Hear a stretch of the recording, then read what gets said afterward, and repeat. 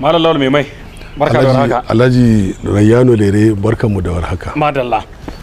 Mutane da yawa suna ta ce ai musamman ku magoya bayan Malam Nasiru ‘yan Rufa'i alamun kun ga hanyar ba mai bullewa bane yasa aka je ku tsit wai kamar an taka bakin tsanya. Ya al'amarin yake? Allah sarki ai ka san shi al'amarin Malam Nasiru Ahmed ‘yan Rufa'i. Na'am.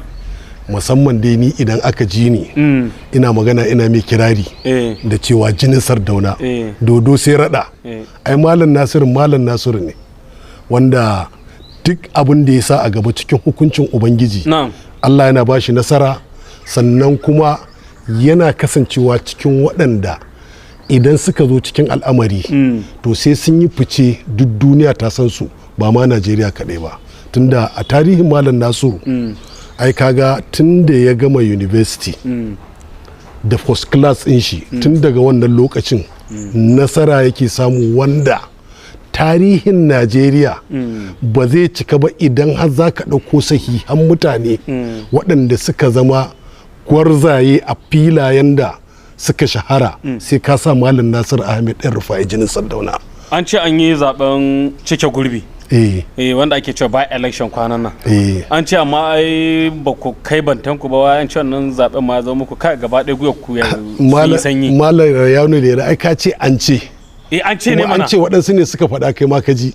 To ni ba ɗan jarida ba ne. Amma ai kaga idan ka duba yanayi ita jam'iyyar da muka shiga zaɓe da ita wato ADC a wani guri kuma kamar a Zaria SDP ai kaga ba a gama kafa structure ɗinta ba. Na'am.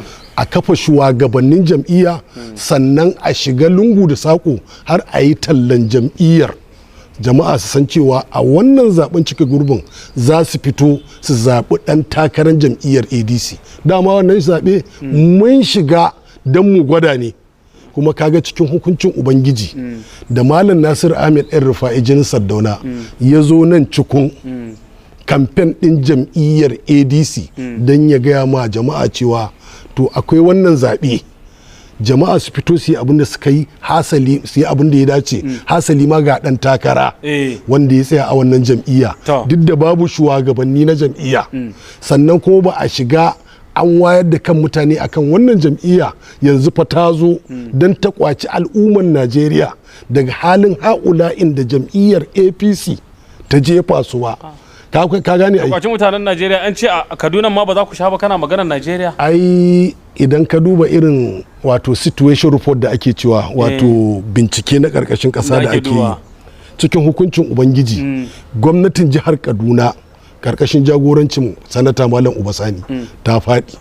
Ta faɗi 2027 da izinin Allah ba sanata Sani bane gwamna, saboda jam'iyyar ADC da ta zo wacce za ta zama jirgin fito ga al'ummar Najeriya ƙarƙashin jagorancin Alhaji Atiku Abubakar wazirin Adamawa gaskiya dokin karfe wanda shine shugaban jaddada demokaradiyya a faɗin Afirka gaba ɗaya, wanda tun lokacin da aka ce an dawo mulkin demokaradiyya bayan sojoji sun tafi ai ka san in baccin Allah ya azurta mu da irin su Atiku Abubakar da demokaradiyyar ma bata zace ba. An ce fa Atikun ne ya ta tsayawa takara bai ci ko so ɗaya ba. To insha Allahu a yanzu tun da ya haɗu dan kwarai irin albarka ya shigo cikin tafiyar da izinin Allah zai ci zaɓe, da saboda Malam Nasiru Ahmed ɗan Rufa'i a tarihinsa duk inda kaga ya shiga sai an yi nasara. Kaga dai ai marigayi tsohon shugaban ƙasa Malam Muhammadu Buhari ya yi takara so 3 bai ci zaɓe ba saboda yana haɗuwa da 'yan kwanta-kwanta wanda suke mai wawura da babake da to ai waɗanda duk suke yada manufofin shi ba su kai bantansu, amma shi Malam Nasiru yana shigowa gidan Malam Muhammadu Buhari ya rungume shi cikin hukuncin Ubangiji sai gashi an ci zaben.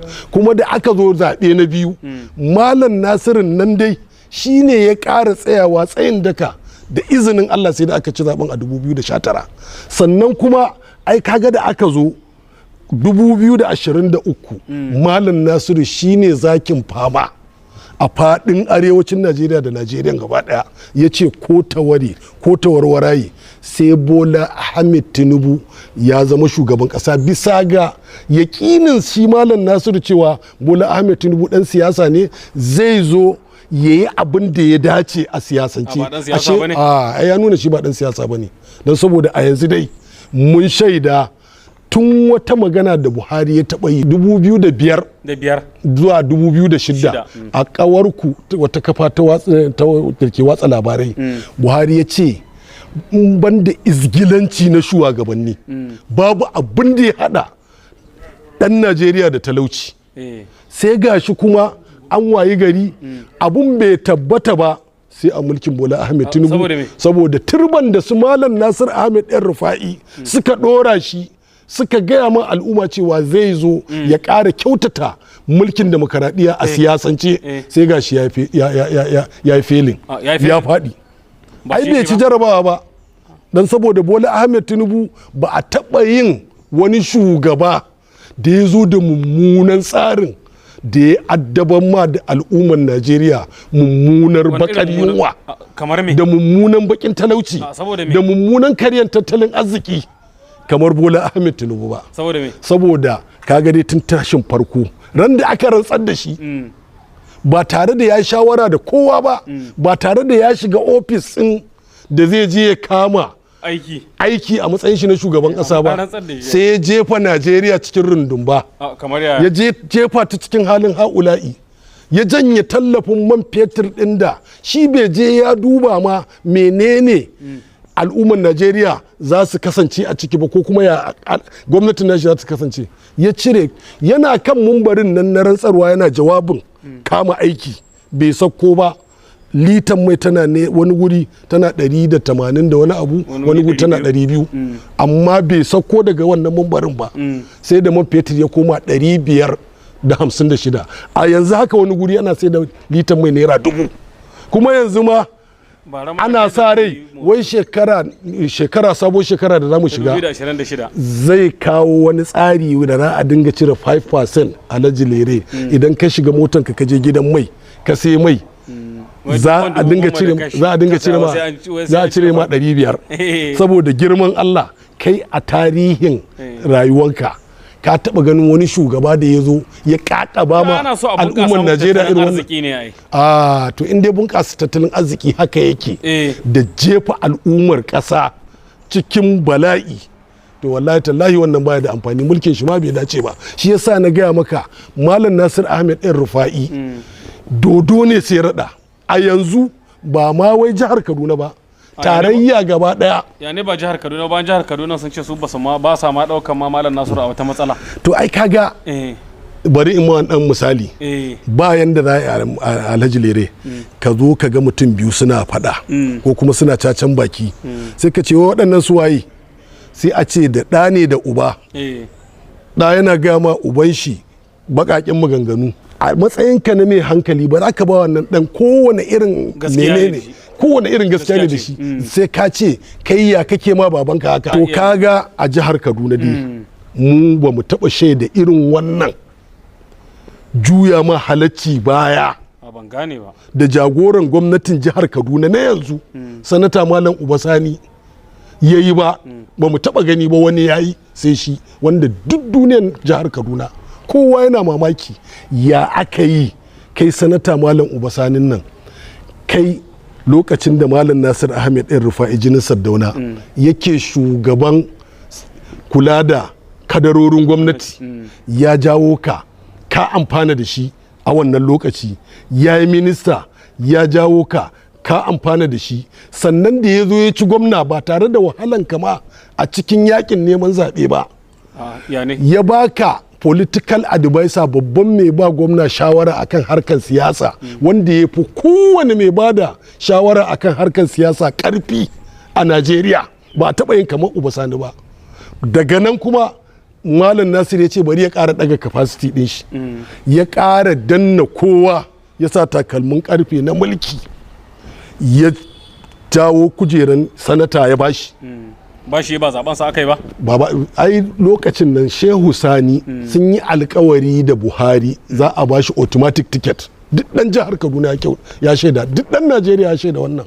Wanda Shehu Sanin nan har ma an fito ana mai murna cewa ya samu automatic ticket. Malam Nasiru Ahmed ɗan Rufa'i jinin Sardauna saboda Sanin nan yema Sani halacci, ya je ya samu Buhari ya ce shi bai yadda a ba Shehu Sani wannan automatic ticket din ba, a zo a yi zaɓe saboda suna da 'yan takarkari kuma shi muradinsa Uba Sani ne, kuma a cikin hukuncin Ubangiji aka zo aka yi zaɓen fidda gwani Uba Sani ya ci ƙarƙashin jagorancin Malam Nasiru Ahmed ɗan Rufai. Yanzu me kake so ka gaya sai gashi kuma ya zo ya ƙara karrama shi ya bashi kujeran gwamnan jihar Kaduna.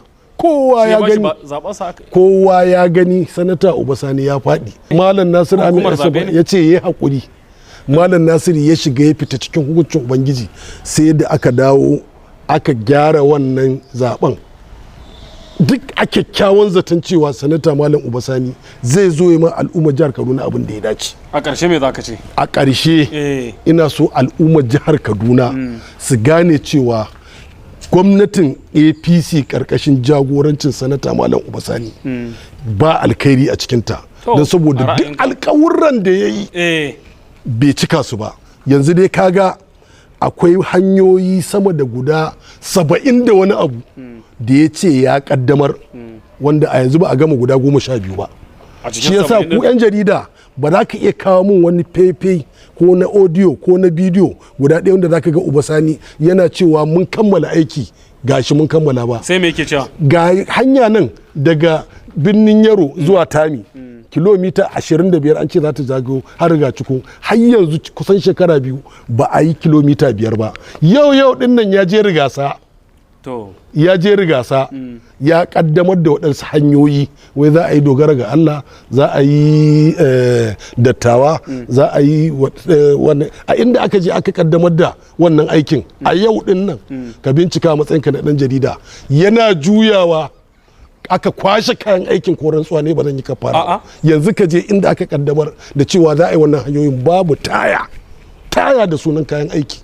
To kaga al'ummar jihar Kaduna bai kamata su ba wannan gwamnati goyon baya ba, bai kamata su ƙara tunanin cewa wai in sanata Uba Sani ya tsaya takara su zaɓe shi ba, don saboda ba zai yi musu aikin da ya yi musu alkawari zai yi ba. Malam muna godiya. Sunana Rayyan Musa ne dai nake cewa mu zama lafiya.